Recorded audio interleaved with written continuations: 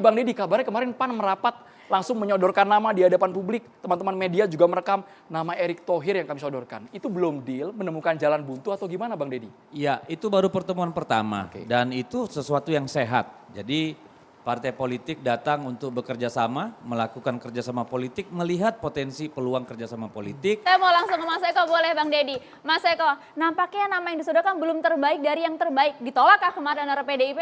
Enggak, sebenarnya terbaik, kelihatannya terbaik. Cuma kan politik tuh bagusnya tuh kalau semakin lama di ayun lebih bagus kelihatannya gitu ya, kalau saya lihat gitu ya. Kalau saya lihatnya seperti itu. Tapi gini, kenapa PAN mengajukan Erick Thohir gitu ya? Karena kita lihatlah sekarang anak muda, tokoh bangsa yang sekarang ratingnya kalau ibarat TV itu lagi bagus-bagusnya, ya. Dari sebelum jadi menteri aja jadi pengusaha sudah begitu banyak bermanfaat untuk bangsa ini gitu ya. Misalnya contoh bagaimana berkaitan dengan masalah sepak bola, kepemilikan sepak bola. Lalu juga saya pernah juga merasakan kerjasama dengan beliau di industri TV.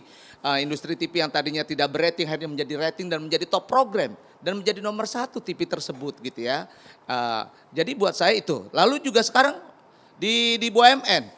Tahun 2022 sudah memberikan keuntungan dan ini sejarah mencatat 303 triliun. Itu dipegang oleh yang namanya Erick Thohir. Belum pernah ada seperti itu. Banyak lagi ya, belum juga dia berkaitan BUMN yang berkaitan dengan masalah jargonnya akhlak. Lalu berkaitan juga dia, orang belum punya koran muslim, dia udah punya koran muslim. 1992 Republika.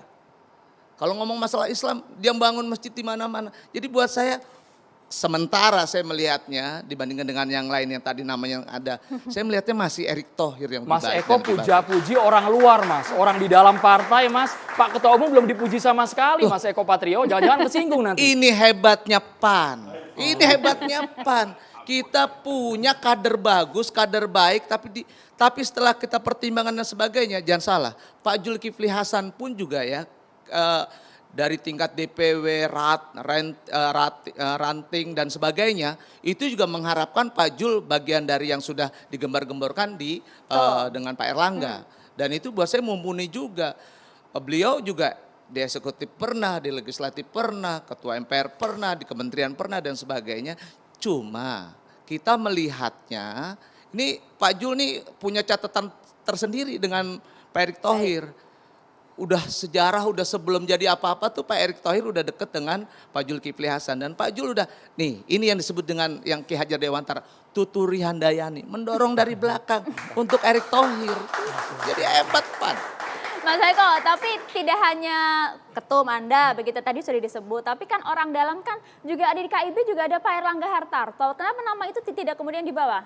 Loh, iya, artinya gini, ini makanya tadi saya bilang, ini masih panjang nih, ya kan? Tapi untuk sementara ini, inilah kita berikan yang terbaik. Anak muda bagus. Oke, Pak Erlangga nggak baik berarti ya? Oh bukan gitu. Ini bukan bicara baik atau tidak baik.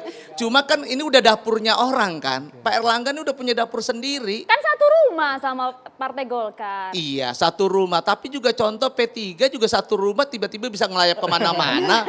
Iya kan? Oh jadi PAN pengen nyusul melayap juga? Oh, Enggak, gitu artinya ceritanya. begini kalau saya Golkar lihat. ditinggal sendirian dong Mas Eko. Apa? Golkar ditinggal sendirian dong. Enggak. Kita apapun juga, nih ini perlu dicatat ya. Nah. Kita melangkah ke Bu Megawati kemarin, kita laporan dengan Pak Erlangga, kita laporan juga dengan Ketua Umum P3. Kita kemarin ketemu dengan Prabowo, datang Pak Prabowo kemari dan sebenarnya kita informasikan juga. Artinya kita juga punya etika.